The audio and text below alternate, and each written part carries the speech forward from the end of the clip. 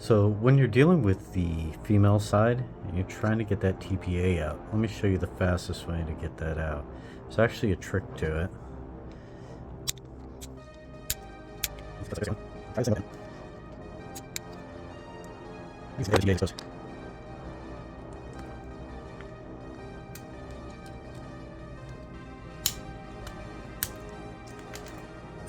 And there you have it.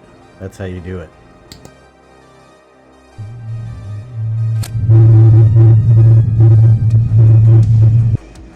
And welcome back, y'all, to another episode of Connector Academy. Today we're taking a look at AMP Superseal connectors. And we will see how they work, how to take them apart, put them together, etc. If you've seen Connector Academy before, you know exactly what to expect in this video. Let's get into it. Designed by TE Connectivity, formerly AMP, compact sealed automotive connector system. The AMP Superseals are designed for harsh environments with an IP67 rating. The 14 amp rating is a contact rating. It doesn't necessarily mean every cavity could carry 14 amps continuously.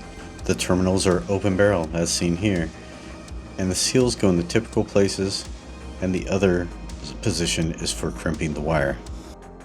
And of course there is a male and female terminal.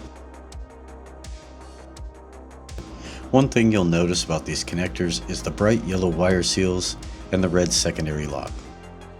The good news is once the connector is assembled, all of that disappears and you're left with a nice simple black connector. I've never seen TE officially explain why these colors were chosen, but I suspect they're to make assembly and inspection easier. You can quickly verify the seal and the TPA are installed correctly before the connector is plugged together. Let's first take a look at the easy half of this system. This is a male housing, which of course accepts female terminals. Now to insert the terminals, first you have to raise the TPA, as shown in the video. As you can tell, it's easily achievable without a tool. In stark contrast to that, we have the abomination that is the female housing that accepts male terminals. Here with a pick, I'm just kind of trying to show you that this piece moves around, this TPA moves around. Now, removing this TPA is probably one of the hardest things on any connector system I've ever run into. Now, I'm not going to say you have to have this tool, because you could, of course, make your own pick that looks exactly like this. But you will need a tool very similar to this to be able to remove that TPA from the female side. And even having such a tool will not guarantee your success. This will be a test of all your patience. Oh, and by the way, it might be better to have two of these tools, to use them both at the same time on some of the larger connectors. The serviceability of the female TPA is pretty much non-existent. We'll pause here for a moment. This is a 6th position. You'll see these two notches are where the tool gets inserted. But wait, it gets more complicated. Let's take a look at the TPA outside of the connector. You see these two tangs towards the bottom. You can see the two notches where the tool goes in. Pretty straightforward. Let's look at it from the side. These two tangs don't look like much, but I assure you, these things will kick your ass. I know, I get it. You're thinking, what's the big deal? Just push them out of the way with the tool. But it's just not that easy. You also need to be lifting on this piece while moving both of those with the tool. Now you'll see why that little relief is cut in the back side of the tool. It's to allow you a little bit of space to be able to pivot these out of the way. Now this is why I told you probably need two of these tools, so you can do them both at the same time, which will make it much easier. One thing I'd rather do besides this is go and throw herself from a 4th floor balcony. And as just a quick reminder, this is how easy it is to do the male side housing. You just pop the two tangs up, and you can either leave it in an elevated position or take it completely off, and you're all set. I'll show you this one in mostly real time. So the single position ones are the easiest ones. They only have one hole, only one place to release at one time. And the tool goes in this orientation, and you're prying upward, you know, like this, but you know, not so dramatically. I apologize for the bad framing on this. This was very hard to do and film at the same time. So you put the tool in as shown, and you pry it outward, and you wiggle it around kind of in a circular motion, just a small amount, while lifting. And what you're going to see in a moment is it actually did not break, which surprised even me. These things are incredibly fragile and also hard to remove, a bad combination. So back to the 6th position. Let's review the technique. Insert tool, pry outward, lift up, and wobble it around a little bit.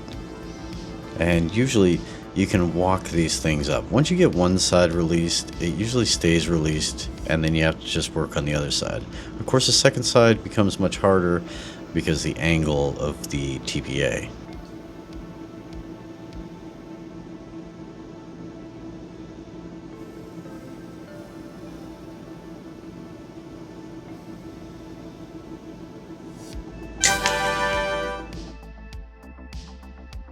And this one also did not break, so pretty cool. Now there could be a secret technique to this that I just don't know or have never been exposed to, but me personally, I just don't like using them. Let's talk about another easy part, the crimping part. So the open barrel has a typical square shaped tangs for the weather seal. Very easy. Like I said, these are very easy to crimp. You don't really need a special crimper. Just a typical open barrel. Find the right size. You can figure it out, honestly. It's not that bad. So let's get a couple of these crimped up. First of all, of course, I'm going to start by stripping the wire. And then next step, we add the wire seal. And we adjust the length of the conductor so that it fits in the terminal correctly. So we'll set it on there. We'll have a look and see what it looks like. And we have a little bit too much copper there. Not a big deal. We just cut some off, and then we'll be ready to crimp this.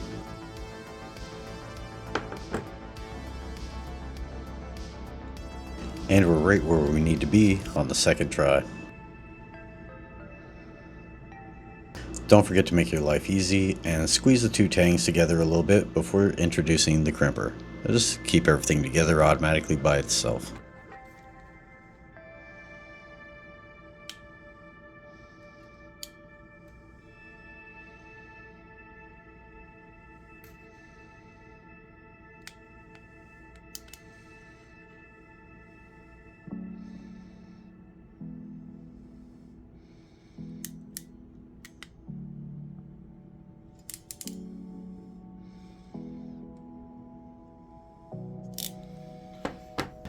This is a male terminal, but the female terminal is done exactly the same way. Absolutely no differences. So now that we have a terminal crimped, we can see about putting it in the actual housing. I have this housing with the TPA out so that we can see where the terminal goes and how it should be orientated. These small tangs engage the terminals. And this is where the tang of the housing will land in the terminal to retain it. Now that we know which direction it goes, we only need to insert it in the right direction and it will be retained. Now it's important to note when you're assembling these, the TPA can stay in. But like I said, it's been removed for clarity. As you can tell, we've got it engaged now. To depin the terminals, we'd have to remove the TPA, but thank God it's not in there right now. So let's just talk about depinning. There's a small tab that you saw through the back side of the connector. Basically you use the point of the tool this time and just lift up on the tab. And then once you do, you'll be able to slide the wire and the terminal out. Let's take a look at a male housing, and it of course accepts female terminals. You'll have to start with the TPA raised, otherwise you cannot put the terminals in.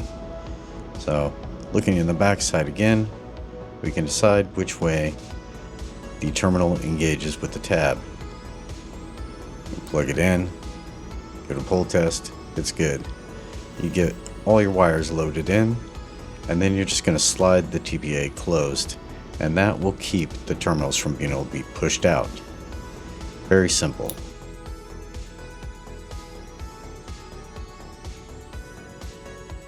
And plugging the connectors into each other doesn't take a whole lot of explanation. Sometimes you do need a little jiggle in the first time you plug them in, as the terminals don't line up all that great every time. It's not that I hate these connectors, but they do have a lot of strange, finicky kind of things. I prefer not to use them because of all these added up. I'm not a fan of anything that consumes time.